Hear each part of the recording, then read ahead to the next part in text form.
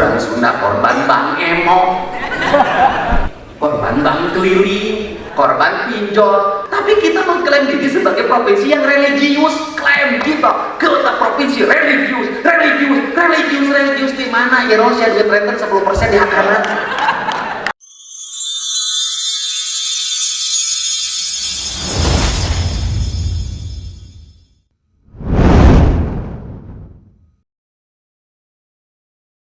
Bebaskan rakyat Jawa Barat dari kegelapan. Gelapnya mata berdampak masih banyak jalan yang rusak, rumah rakyat miskin yang roboh, antrian pasien di rumah sakit yang tak terlayani karena nunggak BPJS, pinjaman online, bank emok, bank keliling yang menjerat kaum miskin yang membutuhkan modal usaha. Anak-anak muda nganggur karena industri tak mampu menyerapnya, serta semakin menyempitnya lapangan kerja. Infrastruktur pertanian irigasi mengalami kerusakan, para petani mengalami kelangkaan pupuk. Inilah problem kita yang harus segera diselesaikan.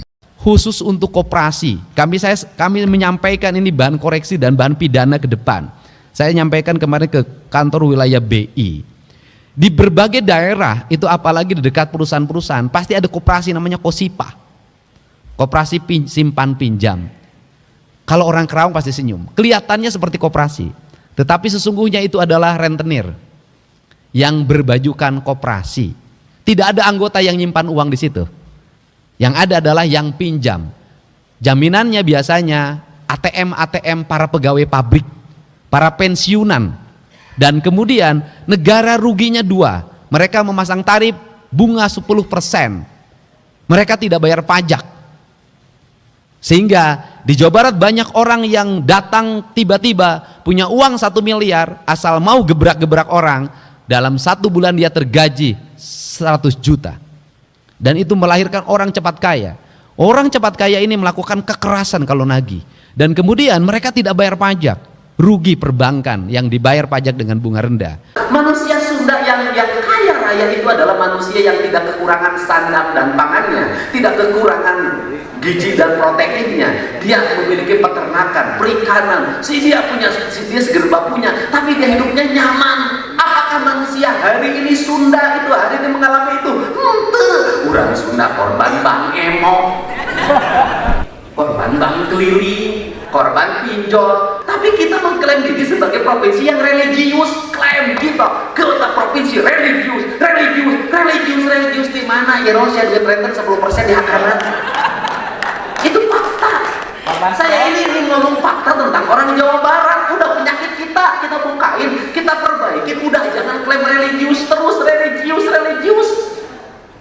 Angka kemiskinannya tinggi, disparitas yang kaya dan yang miskinnya sangat tinggi, putus sekolahnya tinggi, kemudian orang menikah di bawah 20 tahun loba, usum panen kawin, usum tandur cerai. Tes dikasih. Artinya apa? Ini ada problem.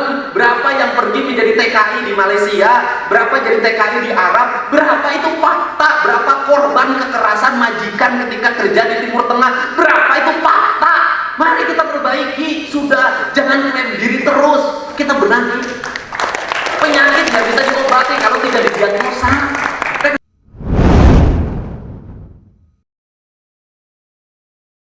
Saya meminta sebagai pemegang saham mayoritas di Bank Jabar untuk menurunkan bunganya. Saya minta Bank Jabar di RUPS nanti segera menurunkan bunganya, karena bunga Bank Jabar terlalu besar menurut saya. Bunganya ini tujuannya untuk apa? Untuk akses ekonomi berkembang dan berjalan. Kalau kita hari ini mulai April nanti akan tender-tender terbuka dilakukan di mana-mana. Para kontraktor daerah menggunakan jasa Bank Jabar dengan tingkat bunga rendah, maka itu akan mendorong pertumbuhan ekonomi di Jawa Barat. Kalau bunganya rendah, maka mereka juga akan melahirkan kualitas pembangunan yang baik dan uangnya cepat berputar di seluruh wilayah provinsi Jawa Barat. Jadi saya tegankan ke Bank Jabar ada 3 hal yang harus dilakukan. 1, menurunkan bunga. Yang kedua, merampingkan struktur birokrasi di Bank Jabarnya. Yang ketiga, mengurangi jumlah komisaris, mengurangi jumlah direktur. Yang keempat adalah menurunkan biaya operasionalnya yang mencapai 90%, itu harus turun ke angka 45%. Kalau itu dilakukan, maka dividen Bank Jabar akan meningkat ke depan. Dan berikutnya, kalau kira-kira CSR menimbulkan masalah dan disalahgunakan, lebih baik CSR itu dimasukkan ke kas daerah, menjadi pendapatan daerah dan menjadi dividen. Dan itu menjadi angka pembangunan. Karena ketika CSR itu kebijakannya politik, seringkali terjadi penyimpangan dan penyalahgunaan atas nama CSR. Ini RUPS-nya akan dilakukan di bulan April ke depan. Ini komitmen saya, termasuk juga Bank Jabar harus melakukan restrukturisasi terhadap jumlah kantor. Kalau kantor cabangnya tidak produktif, maka ditutup saja. Hanya kantor-kantor cabang yang produktif. Dan kemudian titik tekannya adalah pembangunan, pengembangan, fasilitas yang baik justru harus ada di kantor-kantor cabang. Saya tidak meridoi lagi Bank Jabar membangun menara di Jakarta yang tidak ada manfaatnya bagi pelayanan terhadap masyarakat.